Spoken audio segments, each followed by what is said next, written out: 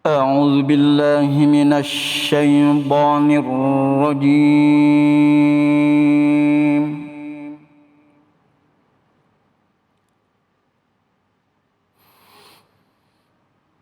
بسم الله الرحمن الرحيم.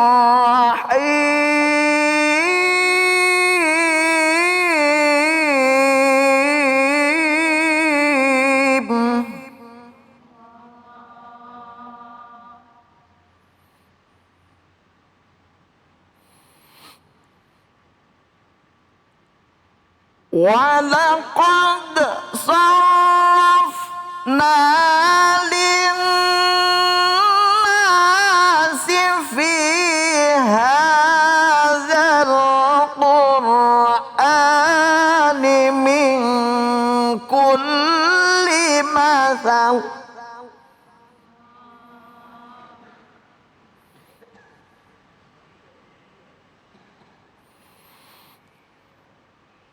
فأبى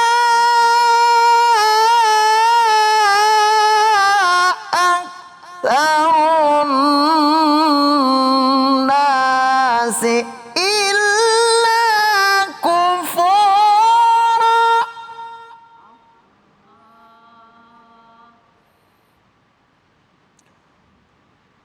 فأبى أكثر الناس إلا كفورا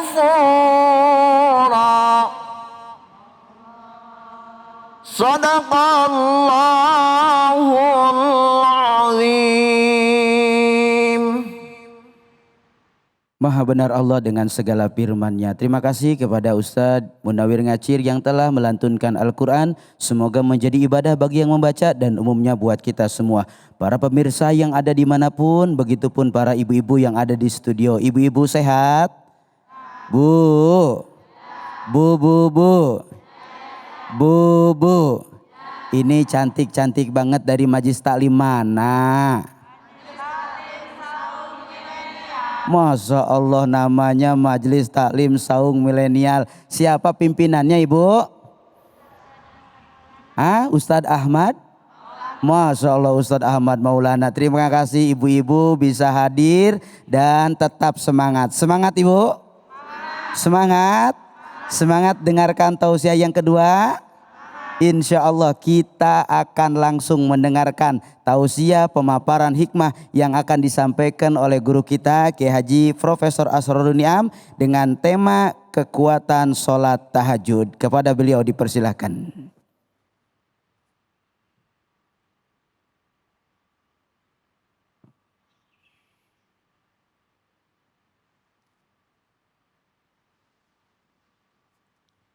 Assalamualaikum warahmatullahi wabarakatuh. Waalaikumsalam warahmatullahi wabarakatuh. Bismillahirrahmanirrahim. Alhamdulillahirabbil alamin. Wal aqibatu lil muttaqin wala udwana illa 'alal zalimin. Wassalatu wassalamu ala asyrafil anbiya'i wal mursalin wa ala alihi wa ashabi ajmain. Rabbi syrah li sadri wa yassir li amri wahlul 'uqdatam min lisani yafqahu qawli wa ba'du.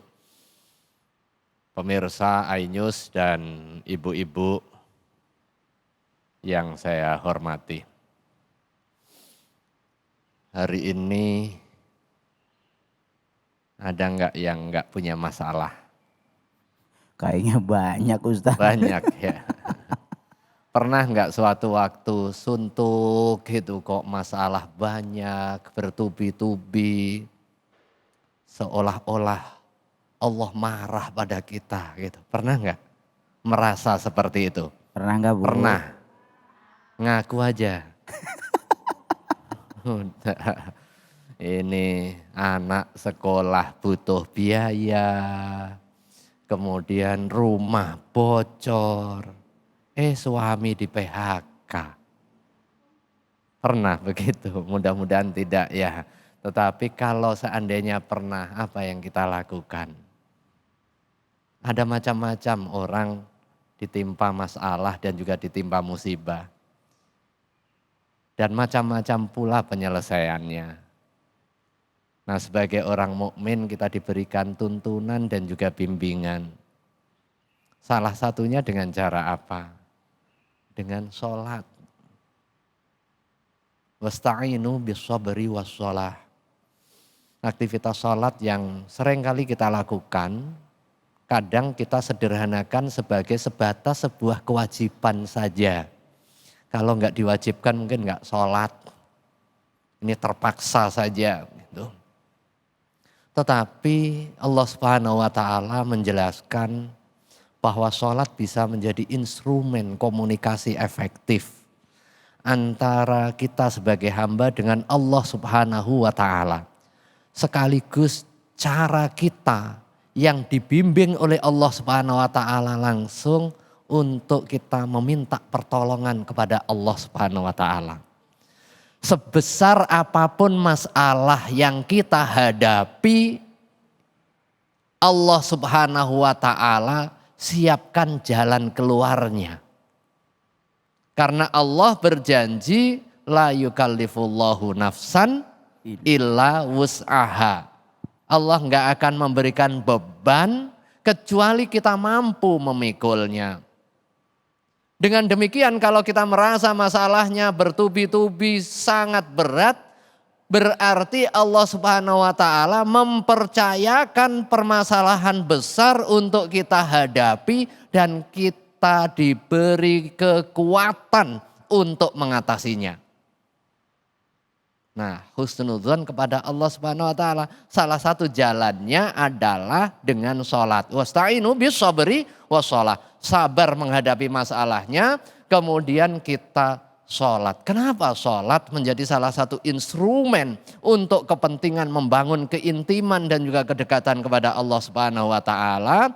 Karena sholat sebagai cermin aktivitas ibadah yang merupakan faktor yang mendekatkan sedekat-dekatnya kita dengan Allah Subhanahu wa Ta'ala. Aqrabu ma yakunul abdu min rabbihi wa huwa sajid fa aktsiru ad-du'a.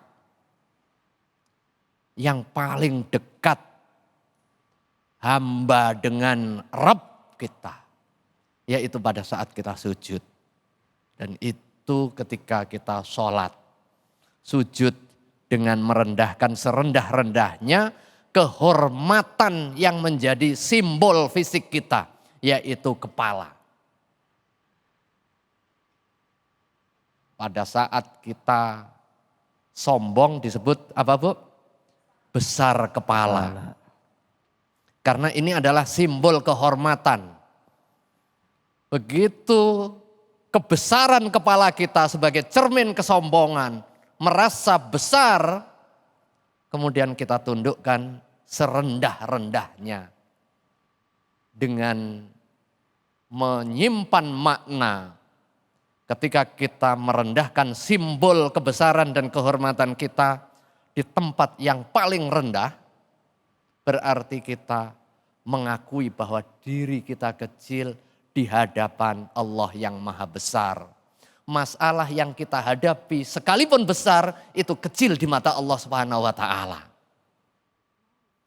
Dan ada salah satu waktu yang mustajabah untuk kepentingan pelaksanaan sholat, yaitu nisful lail, yang kemudian kita diajarkan oleh baginda Rasulullah SAW di dalam praktek aktivitas ibadah dengan sholat qiyamul lail atau yang dikenal sebagai sholat tahajud.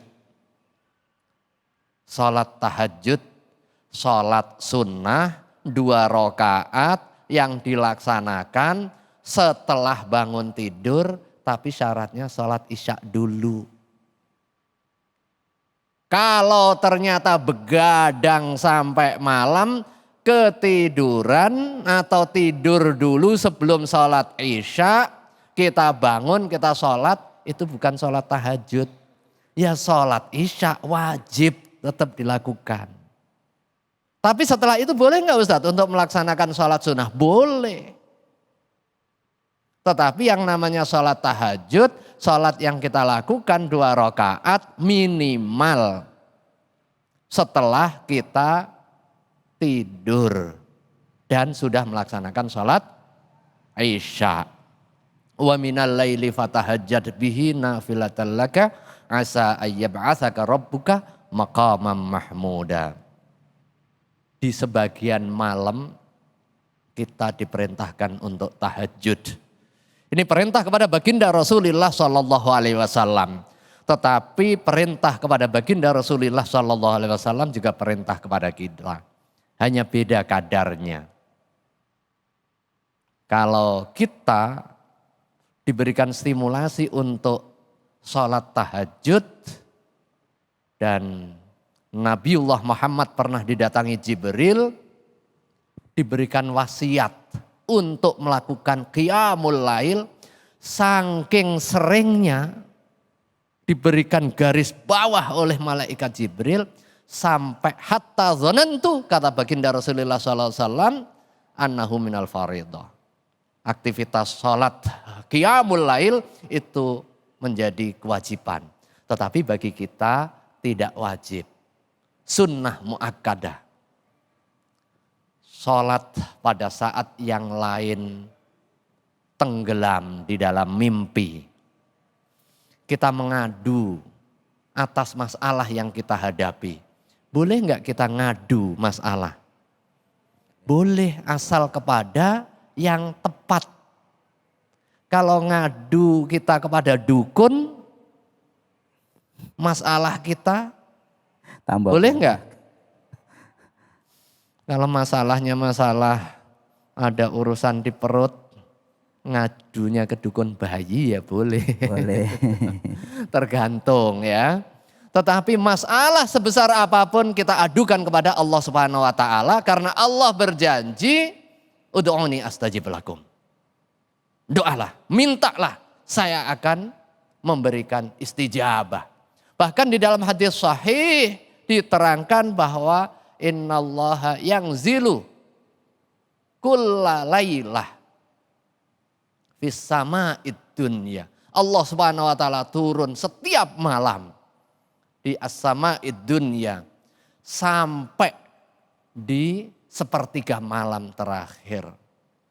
Setiap hambaku yang memohon akan saya penuhi. Yang meminta akan saya beri. Yang meminta ampun akan saya ampunkan. Ini hadis sahih. Tetapi satu poin. Ini hubungan kita dengan Allah Subhanahu wa ta'ala. Keintiman, asyik masyuk. Tentu akan lahir rasa dekat dengan Allah Subhanahu wa ta'ala. Tetapi pada saat yang sama di dalam keterangan hadis ada amaliyah yang bersifat ijtimaiyah yang perlu juga kita jaga secara bersama-sama. Di dalam hadisnya afsyus salam wa at'imut ta'am wasilul arham wasallu bil laili wan nasu niyam tadkhulul jannata bisalam. Tebar kedamaian. Kalau ketemu kepada teman-teman, kita senyum, kita tebarkan salam. Assalamualaikum, akan muncul kedekatan. Wa at'imut ta'am, bagi makanan. Makanya tahlilan, yasinan, penting. Untuk kepentingan apa? Membangun silaturahmi melalui media ngaji. Kemudian apalagi? Wasilul arham, bangun tali kekerabatan. Tiga-tiganya hubungan sosial, baru kemudian yang terakhir wasallu bil laili wan nasu niyam. Salat malam di tengah keheningan malam, masuk surga dengan penuh kedamaian. Wallahu a'lam bishawab. Masya Allah, tabarakallah, luar biasa menarik apa yang guru sampaikan tentang keutamaan sholat tahajud. Menyambung dari tema ini guru, bagaimana guru kalau kita sudah sholat? Kita ibadah karena Allah Subhanahu wa taala dan kita paham betul bahwa sholat mencegah daripada perbuatan keji dan munkar. Tapi nyatanya banyak di antara umat Nabi Muhammad yang ketika mereka sholatnya bagus, puasanya bagus, sedekahnya bagus, tapi ternyata masih senang ngomongin orang lain. Bagaimana guru seperti ini? Ada yang begitu ibu di sini? Monggo ibu. Ini tanya riwayat untuk siapa? Untuk siapa ini? Iya, terima kasih ya. Salat mencegah perbuatan keji dan mungkar. Itu hikmahnya. Tetapi bukan berarti orang yang sudah berbuat baik, nggak pernah berbuat keji, nggak pernah berbuat mungkar, kemudian nggak wajib sholat. Nah seringkali kita digoda oleh pemikiran-pemikiran nakal.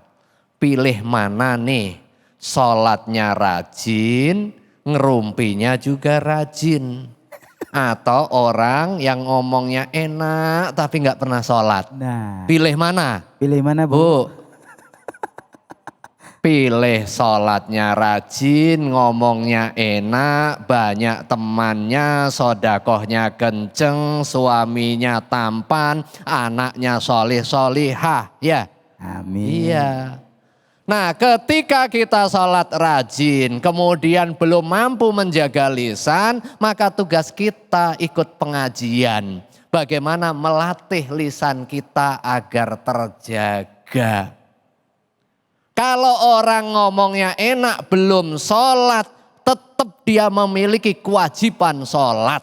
Belajar sholat, kemudian dia terus membiasakan dan juga melaksanakan sholat. Wallahu a'lam bishawab. Masya Allah, terima kasih Guru. Mudah-mudahan apa yang Guru berikan ilmu buat kita semua ini benar-benar bisa kita amalkan dalam kehidupan kita sehari-hari. Insya Allah setelah ini kita akan mendengarkan tausiah selanjutnya, yaitu dari Ustadz Ervin Bedu. Beliau akan menjelaskan tentang istidraj nikmat atau cobaan. Tapi jangan kemana-mana dulu, tetap di Cahaya Hati Indonesia.